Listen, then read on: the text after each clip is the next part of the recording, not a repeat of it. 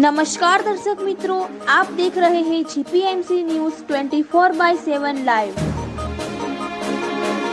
श्री रामपुरी दादानी टेकरी मुकामे पूज्य ब्रह्मलीन संत श्री रतनबानी पावन पुण्यतिथि निमित्ते भव्य प्राण प्रतिष्ठा महोत्सव यज्ञ शोभायात्रा हाथरवा मुकामे योजायो। परम पूज्य वंदनीय संत श्री रतनबा रामपुरी दादा टेकरीनी पुण्यतिथि तेमज फोटो तेमज पादुकानी प्राण प्रतिष्ठा यज्ञ हाथरवा खाते भव्य शोभायात्रा हाथरवा कंपाथी निकળી यज्ञ योजायो। साबरकांठा जिल्लाना वडाली तालुकाना हाथरवा गामनी पवित्र અને પાવનકારી ભૂમિમાં શક્તિ સ્વરૂપા પ્રાતઃ સ્મરણીય બ્રહ્મનિષ્ઠ વંદનીય સંત શ્રી રતનબા રામપુરી દાદાની ટેકરીવાળા 14 માર્ચ 2025ના બ્રહ્મલીન થયેલ, જેના અનુસંધાને આજરોજ હાથરવા ગામ ખાતે બ્રહ્મલીન રતનબાના ગુરુ રામપુરી દાદાના સાનિધ્યમાં 2 દિવસીય ફોટો તેમજ પાદુકાની પ્રાણ પ્રતિષ્ઠા યજ્ઞ નિમિત્તે ભવ્ય શોભાયાત્રા હાથરવા કંપાના તુલસીભાઈ મણીભાઈ ભોજાણીના ઘેરથી ખૂબ જ મોટી સંખ્યામાં ભાવિક ભક્તો સાથે ડીજેના તાલ સાથે આનંદ મંગલ સાથે નીકળેલ હતી। આ પ્રસંગે યજ્ઞ આચાર્ય શ્રી શાસ્ત્રી પરેશભાઈ દ્વારા પાદુકાની પ્રાણ પ્રતિષ્ઠા યજ્ઞનું ભવ્ય આયોજન કરેલ હતું।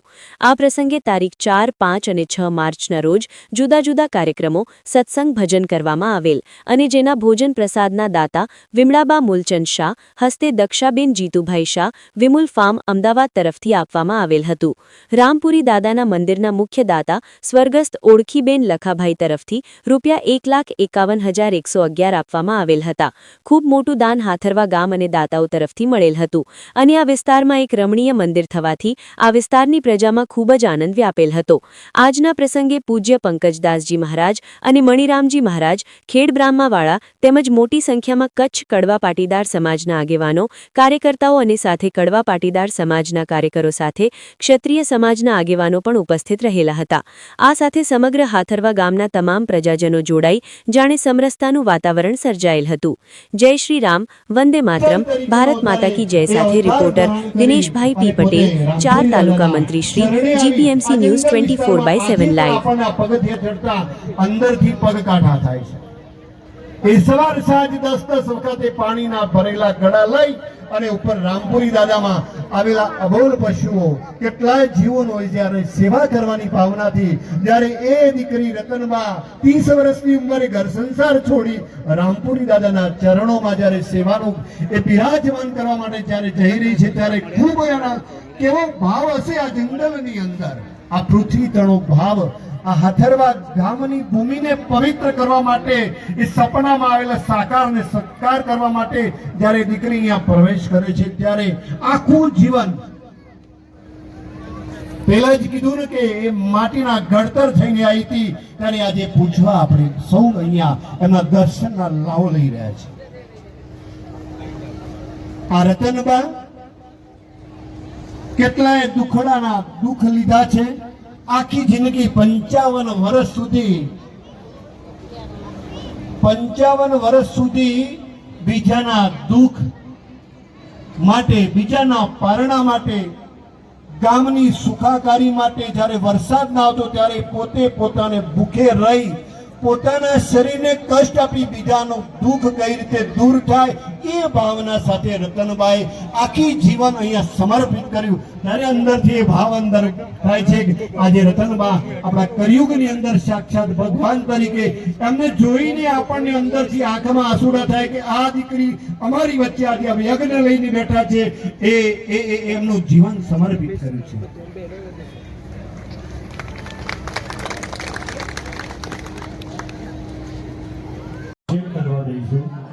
મૂર્તિઓની અંદર જુદા જુદા વાસ જે કરવાના છે તે દિવાસ કર્યા બાદ આપણે મૂર્તિઓની પ્રાણ પ્રતિષ્ઠા તરફ જઈશું અને પ્રાણ પ્રતિષ્ઠા થઈ ગયા પછી આપણે વિશેષ રાખીશું। 12:39 જગ્યાએ અભિજીત મુહૂર્ત છે એ મુહૂર્તની અંદર આપણે દરેક જગ્યાએ મૂર્તિઓ સ્થાપના કરી દેવાની છે એટલે સુંદરમાં આચાર્ય ભગવાનને અગ્નિમુખ કરી દો અને હાથમાં પુષ્પ રાખો અગ્નિ અને બ્રહ્માને નમસ્કાર કરો। અગ્નિ પ્રજ્વલિતમ વંદે જાતવેદો હુતાવના હિરણ્યગર્ભમમલમ સર્વેન્દ્રમ વિષ્ણુદો યથા કવિદો બ્રહ્મા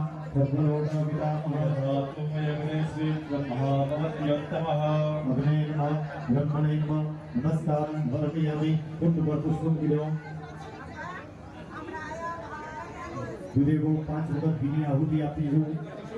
અગ્નિ નારાયણમાં ઘીની આહુતિ પ્રદાન કરો. કાર્યક્રમ સત્કાર સન્માન કાર્યક્રમ આપણે લગભગ 3 વાગ્યાની આસપાસ આપણે કરવા જઈ રહ્યા છે. અત્યારે બ્રાહ્મણ દેવોને અમારી એક્ચ્યુઅલી તમારા ચરણોમાં સાદર વંદન કરું છું. સાથે સાથે હાથરવાના અહીંયા જે યુવાન કાર્યકરો છે, હાથરવા કંપાના છે, આ એક રામપુરી ટેકરી, જે રામપુરી દાદા જે હતા એ વર્ષોથી ગરીબ દાદા ને એના પછી ખાખી દાદા. આજે ચેલા જે બનાવ્યા છે એ ચેલાનો પણ જુઓ, ગુણ મળે તો ગુરુ બનાવે અને ચિત્ત મળે તો ચેલા. જેની અંદર સંપૂર્ણ ગુણ હોય એ જ ગુરુ બની છે. એ ગુસ્સાને ક્યારેક વશ કરવો છે અઘરું કામ છે. તો આ રામપુરી દાદાના જે બંને ચેલા છે, ગરીબ દાદા અને ખાખી દાદાના, આ ચેલાઓ થકી આ જ્યારે આ હાથરવાની ભૂમિ અને પવિત્ર કરી અને આજે બંને મંદિરોની પ્રતિષ્ઠા થઈ રહી છે ત્યારે બ્રહ્મ